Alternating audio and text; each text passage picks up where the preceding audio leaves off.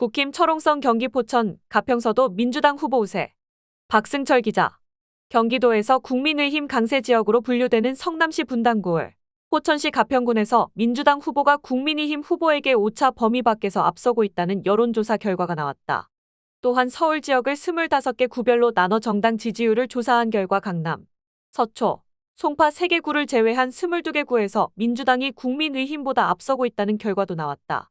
여론조사꽃이 경기도 성남시 분당구을 거주 만 18세 이상 503명을 대상으로 지난 13일에서 14일 전화면접 총선 가상대결 조사를 실시한 결과 이 지역 현역 의원인 민주당 김병욱 의원이 40.5%, 국민의힘 김은혜 전 대통령실 홍보수석이 30.2%의 지지율을 기록했다.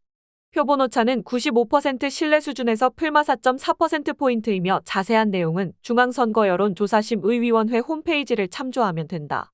이 지역은 지난해 대선에서 윤석열 후보가 이재명 후보에게 앞섰으며 지방선거에서도 국민의힘 후보가 우세했다. 1년 6개월 만에 판세가 반대로 뒤집힌 것으로 평가된다. 국민의힘에서 이 지역 후보로 거론되는 박민식 국가보훈부 장관과 민주당 김병욱 의원의 가상대결에서는 김 의원이 40.8%의 지지율로 22.8%의 지지율을 기록한 박민식 장관을 압도했다. 두 후보 간의 격차는 이 지역에서 양당 간 정당 지지율 격차인 5.2%포인트, 차기 총선 예측 정당 지지율 격차인 8.4%포인트보다도 더 컸다. 경기도 포천시 가평구는 20대 총선에서 선거구가 획정된 이래 두 차례 총선에서 모두 국민의힘 계열 정당 후보가 당선된 지역이다.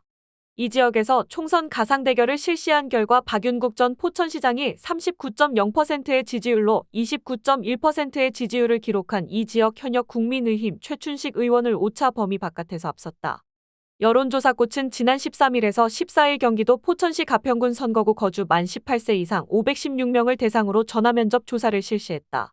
표본 오차는 95% 신뢰 수준에서 플마 4.4%포인트이며 자세한 내용은 중앙선거여론조사심의위원회 홈페이지를 참조하면 된다.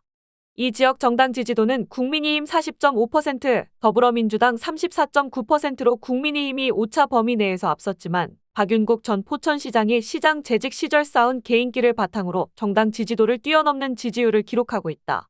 적극 투표층에서도 민주당 박윤국 전 포천시장이 43.0%의 지지율로 국민의힘 최춘식 의원을 압도했다.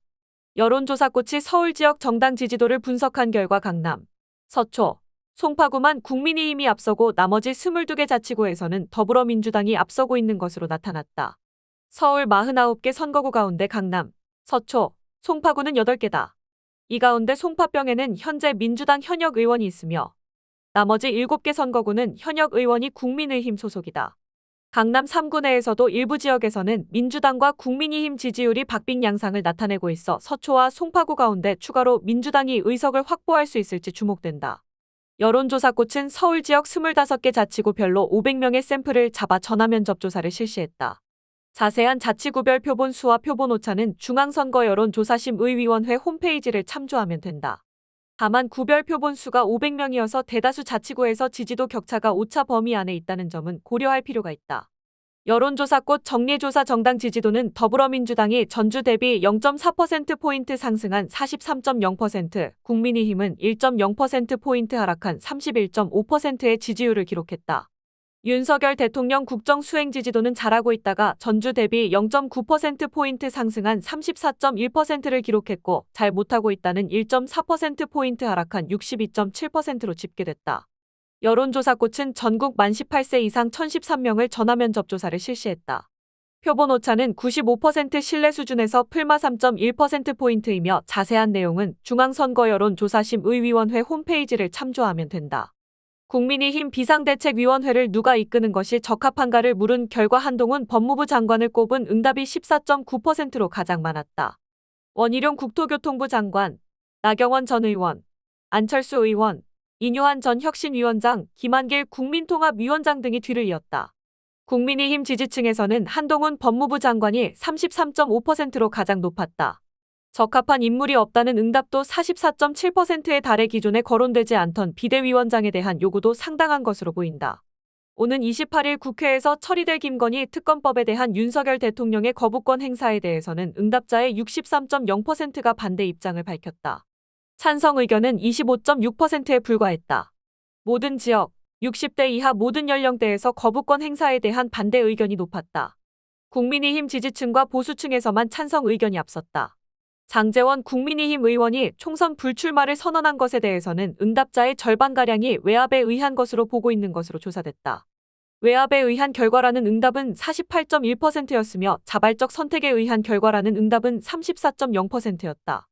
70세 이상과 국민의힘 지지층, 보수층에서만 자발적 선택에 의한 결과라는 응답이 우세했다. 이낙연 신당이 창당된다면 투표 의향을 물은 결과 투표하지 않을 것이라는 응답이 74.0%였으며 투표할 것이라는 응답은 17.6%였다. 이낙연 신당만 놓고 지지 여부를 물은 결과로 다른 복수의 정당이 후보지에 포함되면 지지도는 더 떨어질 가능성이 높다.